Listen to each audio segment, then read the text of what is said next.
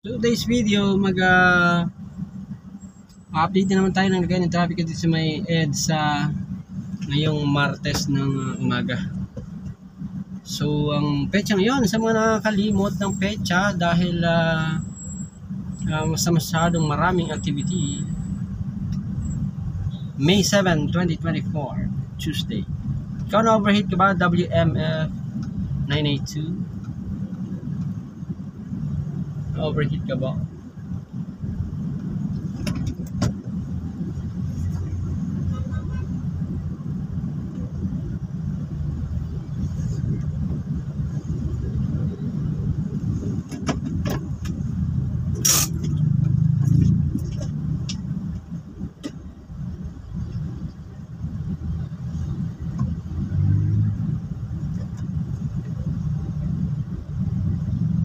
Tutulungan muna natin yung ano.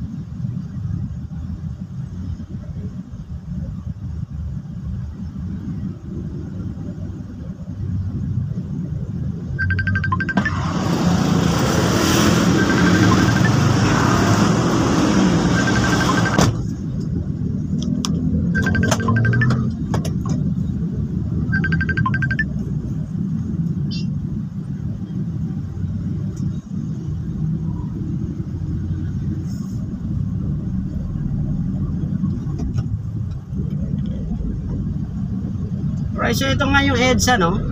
Sa mga guys ay southbound tayo, galing tayo ng Estrella Street, bound pa rin yun ng ano. So southbound tayo, Makati City pa rin yung Estrella, no? Alright, so Guadalupe, magsimula dyan sa Guadalupe, tulay, boundary yan boundary ng ano na yan, ang tulay na yan. Kaya siya tinawag na tulay dahil yun yung boundary na humahati sa Makati City at Mandaluyong City. So dyan magsisimula ang Makati City paglampas mo ng bridge. Alright, so Guadalupe na kaagad yun, Guadalupe Nuevo.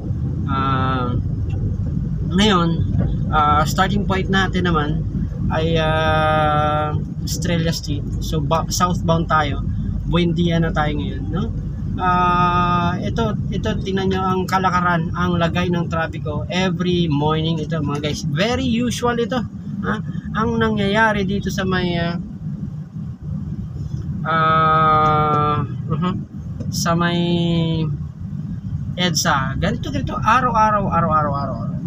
Kaya kung kayo ay laging gustong maramdaman kung gaano ka-traffic ang bawat kalsada na aking tinatahak, so visit Mr. Everything Philippines.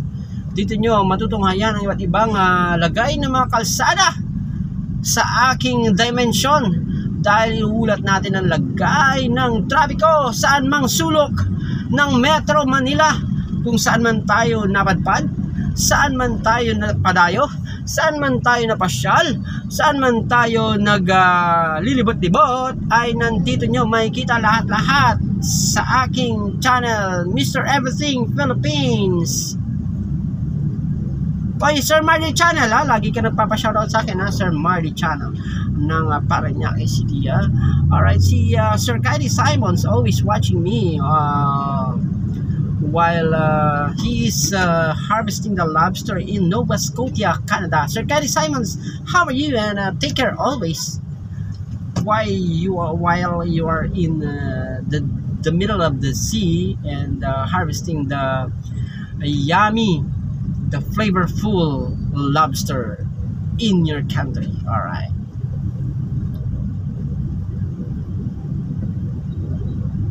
So this is still EDSA.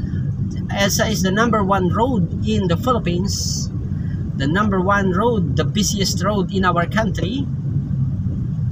Epifanio de los Santos, the second most intelligent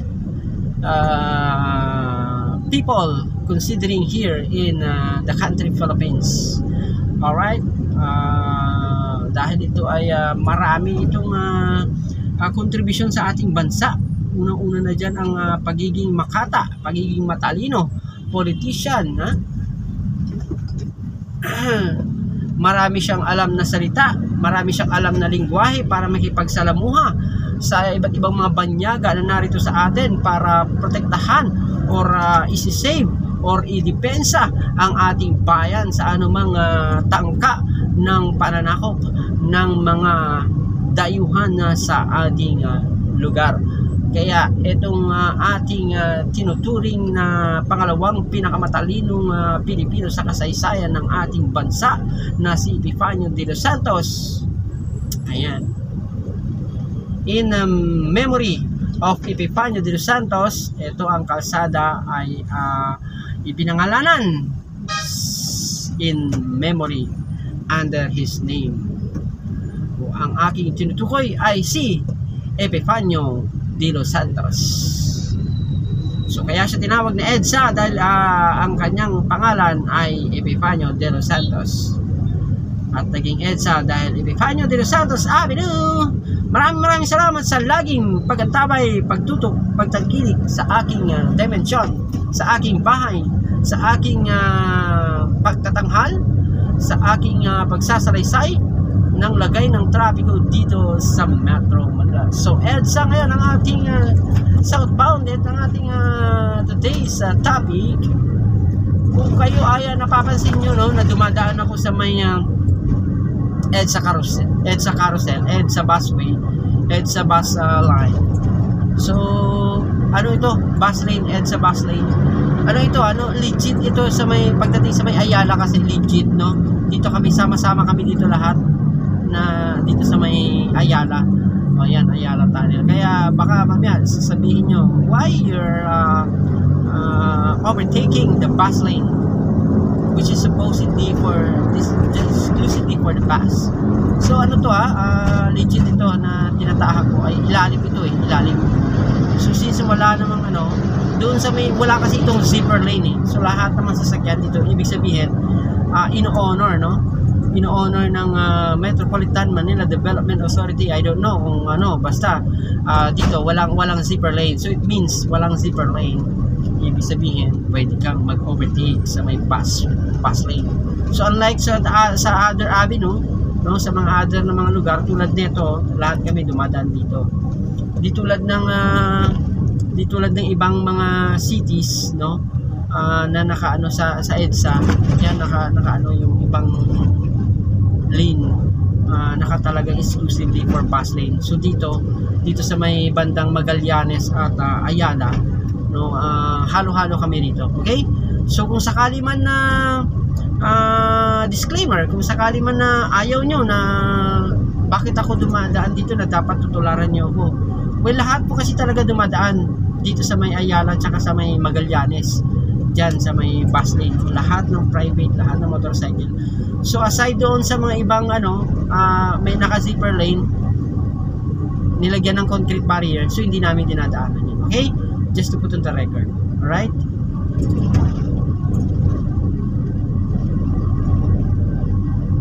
So paano dito banda sa may Magallanes Interchange, medyo maluwag na. Maraming salamat sa inyo pagtutuklit. At hanggang sa muli, mag-ingat tayo sa lahat ng pagkakataon dahil ang ating buhay ay nag-iisa lamang. At gumawa tayo ng mabuti habang tayo nabubuhay sa mundong ibabaw. Hindi natin malalaman ang ating direksyon ng ating buhay. Bukas, mamaya, sunod na araw, sunod na linggo, sunod na buwan, sunod na taon, hindi natin mabibilang dahil hindi natin napipredict ang ating buhay. Mag-ingat tayo sa lahat ng pagkakataon dahil kung sakaling tayo hindi mag-ingat, tayo magkakaroon ng kasalanan sa ating dakilang may likha na siyang gumawa sa atin. Okay? Naway nagkaroon na naman kayo ng panibagong hugot sa inyong buhay na gumawa tayo ng mabuti habang tayo nabubuhay sa munting ibabaw. Dahil kung sakaling tayo man ay pumanaw, hindi man natin na hinihingi. Sakali mang kuhanin na tayo ng ating dakilang may likha, yun ay magiging bukang bibig tayo ng ating mga kaibigan na tayo may ginawa ng mabuti. Hindi man natin maibibida sa kanila, hindi man natin maibibida kahit kanino, hindi man natin maibibida doon sa ating paroroonan, pero ang ating mga kaibigan, kaanak at mga nakakakilala sa atin ang magbibida sa kanilang mga kapwa na ang taong ito nawala man siya pero merong nagawa ng mabuti sa kanyang kapwa. Maraming salamat at naway mag-ingat tayo at lagi tayong safe sa lahat ng pagkakataon.